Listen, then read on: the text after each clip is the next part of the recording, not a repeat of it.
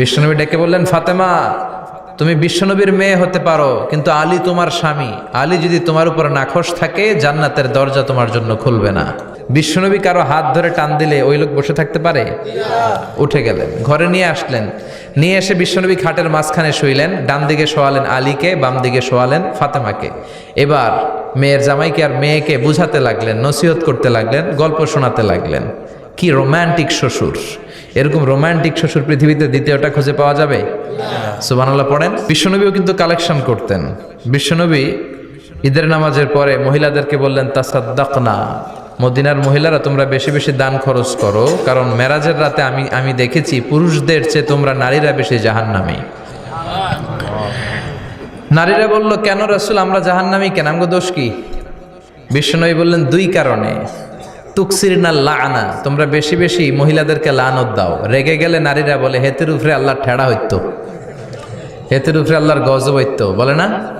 তো এক নারী আরেক নারীকে এরকম গালি দাও, ভর্ৎসনা করো, লানত দাও, এটা এক কারণ। আরেক হচ্ছে তাকফুরনাল আশিরা, তোমরা স্বামীর নাশুকরি করো। মায়েরা, বোনেরা, যাদের কানে আমার মাইকের আওয়াজ যায়, স্বামীর নাশুকরি করবেন না, এটা বড় কবিরা গুনাহ। আপনি অনেক আল্লাহর ওলি হতে পারেন, নামাজি হতে পারেন, কিন্তু আপনার স্বামী যদি আপনার উপর নাখোশ থাকে, জান্নাতের দরজা আপনার জন্য খুলবে না। বিশ্বনবী ফাতেমারে বললেন, ফাতেমা, আলী কোথায়? ফাতেমা বলল, আপনার জামাই আলী আমার সাথে ঝগড়া করে বাইরে গেছে। বিশ্বনবীর চেহারাটা আগুনের গোলার মতো লাল হয়ে গেল। বিশ্বনবী ডেকে বললেন, ফাতেমা, তুমি বিশ্বনবীর মেয়ে হতে পারো, কিন্তু আলী তোমার স্বামী। আলী যদি তোমার উপর নাখোশ থাকে, জান্নাতের দরজা তোমার জন্য খুলবে না। কোথায় গেছে আলী, কোথায়? বললেন যে মসজিদে নববীতে গেছে। বিশ্বনবী যে দেখলেন বালির উপরে আলী শুয়ে আছে। বিশ্বনবী মজা করে ডাক দিলেন, ইয়া আবা তোরাব। তোরাব অর্থ বালি, তোরাব মানে কি? বিশ্বনবী ডাক দিলেন, ইয়া আবা তোরাব, মানে হে বালির বাবা আলী, ওঠো। এখন আলী ওঠে না, রাগ করে আসছে। বিশ্বনবী এদিক দিয়ে তাকায়, আলী ওইদিকে তাকায়। বিশ্বনবী ওদিকে আসলে আলী এদিকে তাকায়। মনে মনে করে, এতক্ষণ আপনার মাইয়াই গুতাইছে, এখন আপনি গুতাইতেছেন। বিশ্বনবী যাই বলল, আলী রাগ করো না, ওঠো, তুমি আমার চাচাতো ভাই, আমার ঘরেই তো তুমি মানুষ হয়েছো। ঘাপটি মেরে হাতটা ধরে টান দিলেন। সাইয়েদনা আলী উঠতে বাধ্য হলেন। বিশ্বনবী কারো হাত ধরে টান দিলে ওই লোক বসে থাকতে পারে? উঠে গেলেন, ঘরে নিয়ে আসলেন। নিয়ে এসে বিশ্বনবী খাটের মাঝখানে শুইলেন। ডান দিকে শোয়ালেন আলীকে, বাম দিকে শোয়ালেন ফাতেমাকে। এবার মেয়ের জামাইকে আর মেয়েকে বুঝাতে লাগলেন, নসিহত করতে লাগলেন, গল্প শোনাতে লাগলেন। কি রোমান্টিক শ্বশুর! এরকম রোমান্টিক শ্বশুর পৃথিবীতে দ্বিতীয়টা খুঁজে পাওয়া যাবে? সুবহানাল্লাহ পড়েন। বিশ্বনবীর কাজই ছিল ঝগড়া লাগলে এরকম মিলায়া দেওয়া। কি করা? মিলায়া দিবেন। সমাজে অনেকে আছে ঝগড়া লাগলে আরো লাগায়া দেয়, আচ্ছা। বিশ্বনবী বললেন, না, খবরদার, ইসলাহু যাতিল বাইন, মিলায়া দিবেন। স্বামী স্ত্রীর ঝগড়া মিলায়া দেন, ভাইয়ে ভাই কোপাকুপি মিলায়া দেন। হিজরতের আগে মদিনায় দুইটা গোত্র ছিল। এই গোত্রের মধ্যে 120 বছর ধরে মারামারি। কয় বছর? 120। কেউ এই মারামারিটা বন্ধ করতে পারে না। গোত্র দুইটার নাম হচ্ছে আউস আর খাজরাজ। আউস খাজরাজের মারামারি। বাবা মরে যাওয়ার সময় ছেলেরা ওসিয়ত করা যায়, নসিহত করা যায়, বাবারে আমারে কোপাইছে, তুইও কোপাবি। ওই বলে আবার নাতিরে কয়, আমারে মারছে, তুইও মারবি। তো বংশ পরিক্রমায় মারামারি চলতেই থাকে, কেউ আর থামাইতে পারে না।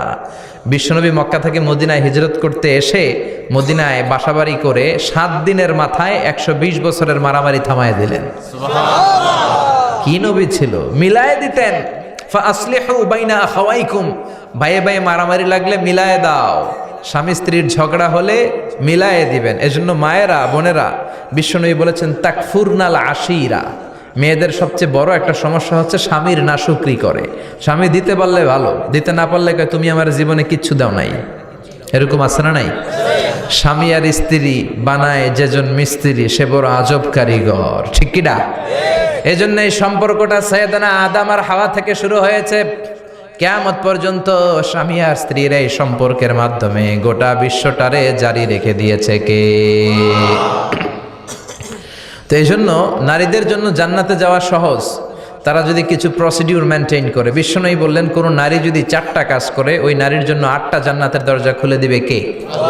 আল মারআতু ইযা সাল্লাত খামসাহা সামাত শাহরাহা আতাআত বা'লাহা হাফিজাত ফুরুজাহা ফালতাদখুল মিন আইয়ি আবওয়াবিল জান্নাতি শাআত। মায়েরা ভালো করে শোনেন, যে নারী 5 ওয়াক্ত সালাত পড়বে, রমাদানের রোজা রাখবে, স্বামীর আনুগত্য করবে, লজ্জাস্থানের হেফাজত করবে, এই 4টা কাজ করলে আল্লাহ তাআলা তার জন্য 8টা জান্নাতের দরজা খুলে দিবেন।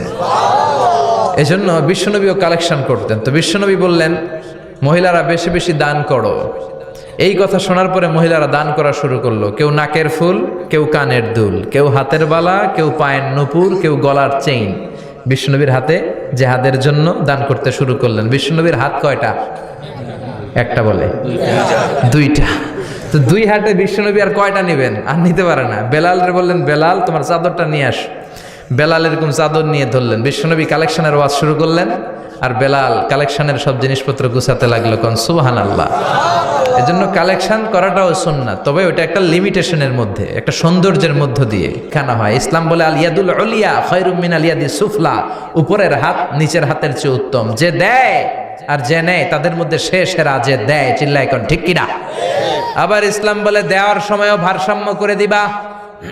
দেওয়ার সময় কিপটামি করা যাবে না, আবার ঘরে যা আছে সবও দিয়ে দেওয়া যাবে না, ঠিক কিনা? বিশ্বনবীর গায়ে একবার একটা জুব্বা, কয়টা? এক ভিক্ষুক এসে বলে, নবী আমার জুব্বা নাই, আমার জুব্বা দেন। দয়ার নবী, মায়ের নবী নিজের জুব্বাটা খুলে দিয়ে ওই ভিক্ষুকের হাতে তুলে দিলেন। এখন নবীর গায়ে কোনো জুব্বা নাই। বিশ্বনবী এখন ঘর থেকে বেরোতে পারে না। সাহাবারা এসে ঘরে নক করে, বিশ্বনবী বেরোতে পারে না। আল্লাহ আয়াত নাজিল করলেন, ওয়াল্লাযীনা ইযা আনফাকু লাম ইউসরিফু ওয়া লাম ইয়াকতুরু ওয়া কানা বাইনা যালিকা কওয়ামা। মুমিন বান্দাদের গুণাবলী, যখন দান করে কিপটামি করবে না, আবার অপচয়ও করবে না। এই আয়াত দিয়ে আল্লাহ বুঝাতে চাইলেন, নবীরে ধমক দিলেন, ও নবী 2টা জামা থাকলে একটা দিতেন, 3টা থাকলে একটা দিতেন, একটা যখন ছিল এইটা দিলেন কেন? এখন নিজে পড়বেন কি? সুবহানাল্লাহ কইবেন না?